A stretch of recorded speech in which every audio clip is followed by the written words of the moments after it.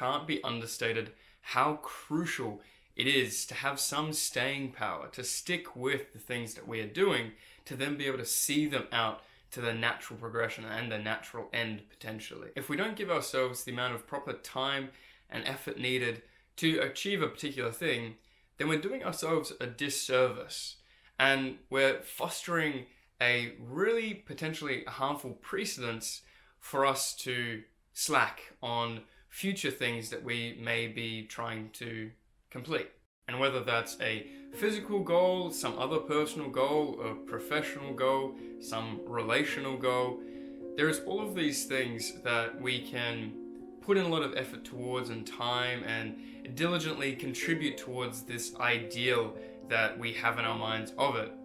But if we don't remain in that state for long enough sometimes, then we can fall off the beaten track too early, and we can leave a lot on the table of what we potentially could have achieved. Again, this isn't to discount, input versus output goals. I still thoroughly believe and very firmly believe that input goals are far better. Feel free to check out some of my other videos if you want some more context on that.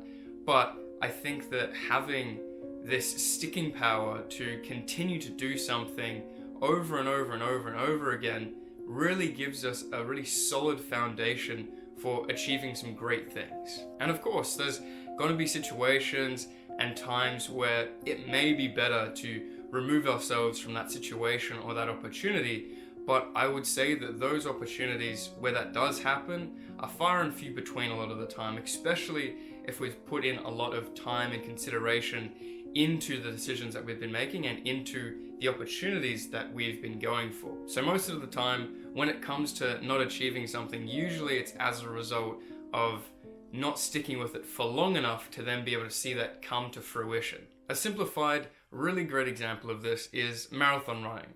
So recently, I decided to only do the 10K version of the Melbourne Marathon, and I had zero training for it. It wasn't something that I had thought about very deeply before signing up to it and, coming along on the day to just compete. I say compete, but really just compete against myself.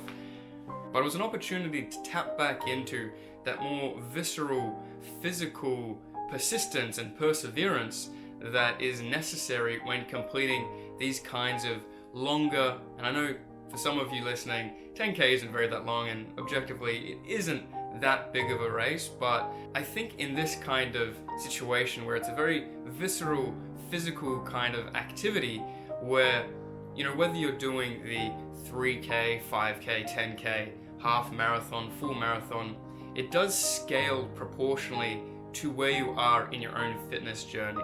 So it made sense to me to give the 10K a go, even though I had never tried it out before. I never ran a 10K. I think a few years ago I ran a 5K.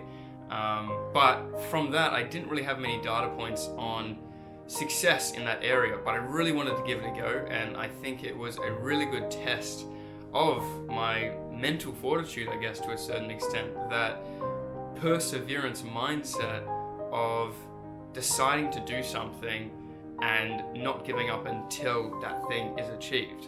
And for me, that goal was to do this 10K in under 60 minutes. And long story short, spoiler, I did complete it in about 50 minutes. So I reached my goal, but all the way throughout running this 10Ks, it's very easy because you have this voice in the back of your mind, telling you all of these really enticing thoughts of, it was a pretty audacious goal to start with, so it will be fine if you don't achieve it. You can just take a rest or slow down or, have one of the cups of water and hang out for a bit. But then, in my mind at least, I found it to be really important to feed the voice that is saying, oh, come on, you can do this. You've just got to push a little bit harder. Mind over matter, make it work. And the more that I fed that voice and the more that I have trained myself to feed that voice, the more that I've been able to do and the more that I've been able to handle, whether it is in this kind of physical test, I guess, in the form of this 10K, or be it in the lab where you have long days where you need to do a lot of work to then be able to set things up for the week. It's the same kind of thing, but obviously one's a little bit more mental and one's a little bit more physical. But in this race, again, not really competing with anyone else, I was able to do it.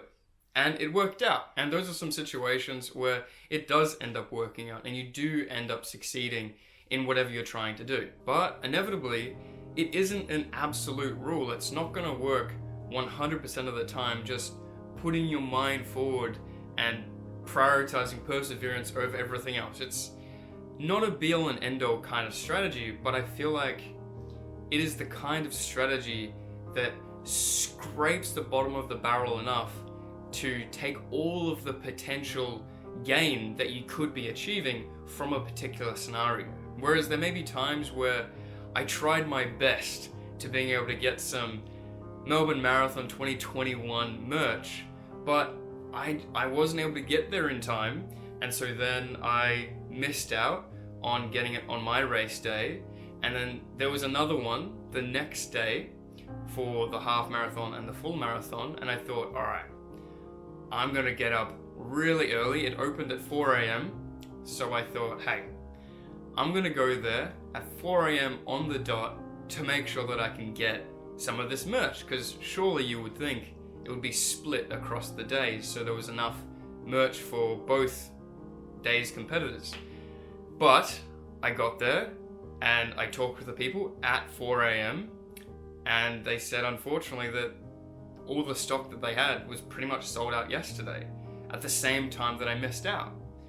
And in those situations, it doesn't matter how much extra hard work or effort or perseverance you do to being able to try to achieve your goal, in this case, a very simplistic goal of just getting some racing merch, it's not going to work out. And it didn't work out. And that's just a part of that process as well. You're not going to win every time. You know, doctors can't save everybody. But it's about doing the absolute best that we can. And so the more that we can kind of callous our minds in that way of persevering when things get tough and fighting against that voice that tells us to stop or to quit, it can really help us to progress further much quicker than if we were to choose the slightly easier, more comfortable, safer route. And obviously it goes without saying that you're not wanting to apply this mindset to literally every area of life, because you don't want a situation where you find yourself or find someone else, you know, pressuring someone for sex or, you know, to drink or to do drugs or any of these other things that, you know, may be really dangerous in the context of yourself or for another person, because that's not what we're wanting to do here. We're wanting to maximize the best things that we can achieve, and it can really be bastardized to a certain extent if we apply it to the wrong areas of life. So watch out for that. But if you're watching these videos, then you're obviously smart enough that you're not going to be doing those things, so I have full faith in you. But to summarize, the importance of perseverance can't be understated. It is, again, one of these really foundational, really important characteristics that has been able to allow me to achieve a lot more things than I would have been able to otherwise, be it in that professional context of going out, speaking to researchers, getting internships, doing all of these things, or in a more physical context of, you know, working out each day or doing this 10K at the Melbourne Marathon. It's about what we prioritize. And I feel like prioritizing discomfort for our own personal gain is a much better strategy than prioritizing comfort for our own safety and security. Again, disclaimer, don't do dumb shit, but you already know that. So once again, if you have any thoughts, comments, ideas, suggestions that you'd like to add to this video or you think would be a good discussion point, then feel free to put it in the comments below. But other than that, thanks for watching, thanks for being here, and I'll see you next time.